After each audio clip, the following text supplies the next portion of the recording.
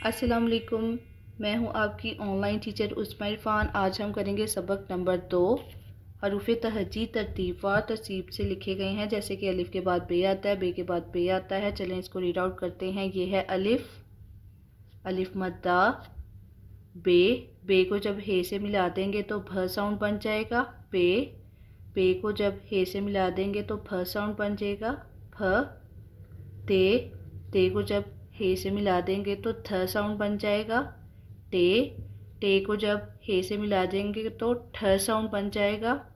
से, gym, gym को जब हे से मिला देंगे तो झ साउंड बन जाएगा, ह की आवाज़ आएगी।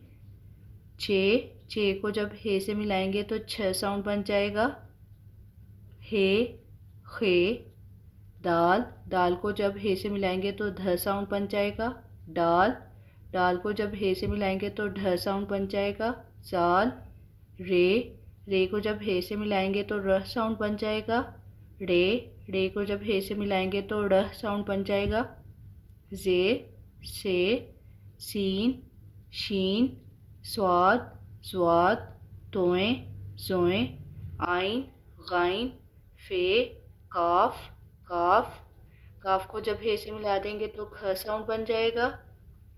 गाफ, गाफ को जब हे से मिलाएंगे तो घ साउंड बन जाएगा। लाम, लाम को जब हे से मिलाएंगे तो ल साउंड बन जाएगा। मीम, मीम को जब हे से मिलाएंगे तो म साउंड बन जाएगा। नून, नून को जब हे से मिलाएंगे तो न साउंड बन जाएगा।